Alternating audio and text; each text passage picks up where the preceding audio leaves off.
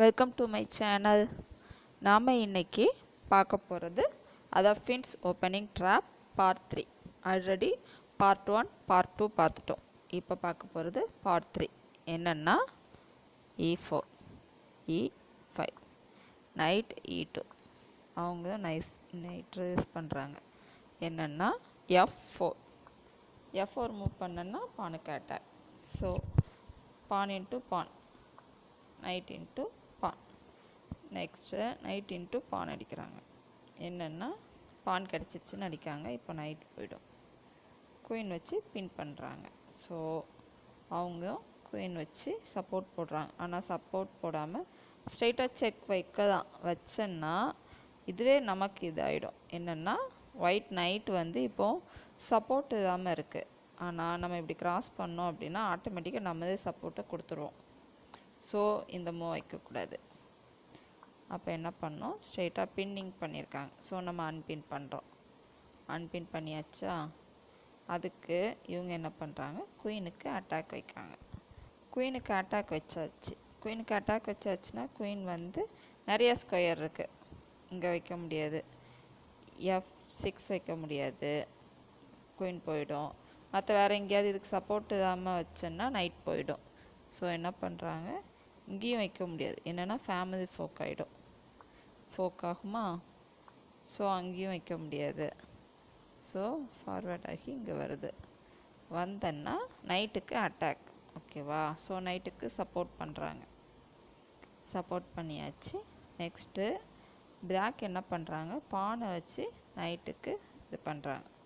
So white என்ன பண்ணுறாங்க, நீ நைட்டுக்கு தானே அட்டாக் வச்சுருக்க, நான் குயினுக்கே அட்டாக் வைக்கிறேன் அப்படின்ட்டு குயினுக்கு ஸ்ட்ரெயிட்டாக அட்டாக் வைக்கிறாங்க.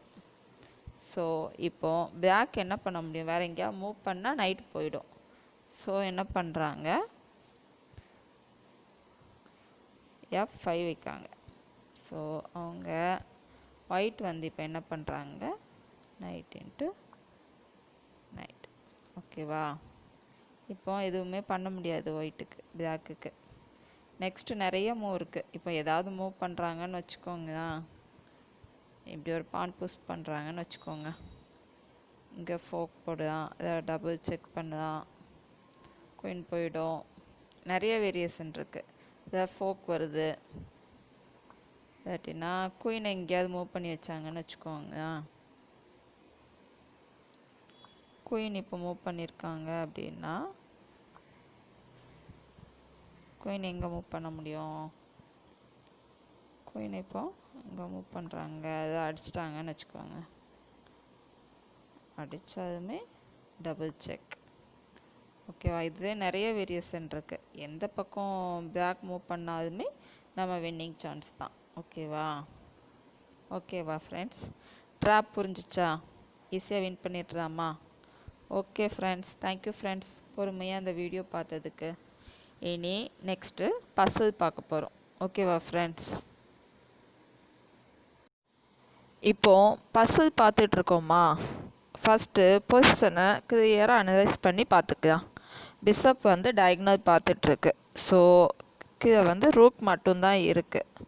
நமக்கு இப்போ வந்து குயின் கூட வேணுங்கிறது கிடையாது, ரூக் இருந்தால் போதும், நம்ம மேட் பண்ணிடலாம். ஸோ குயினை சாக்ரிஃபைஸ் பண்ணுறோம்.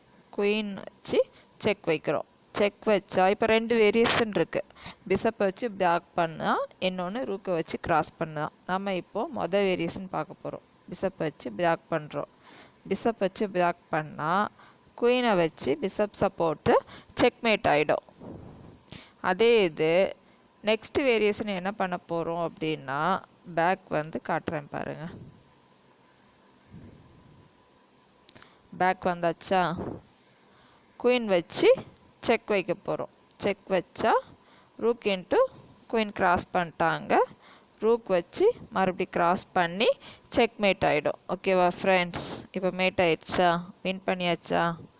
நம்ம வந்து வின் கிடைக்குது அப்படின்னா குயின் சாக்ரிஃபைஸ் பண்ணுறதுக்கும் ரெடியாக இருக்கணும். ஓகேவா ஃப்ரெண்ட்ஸ்?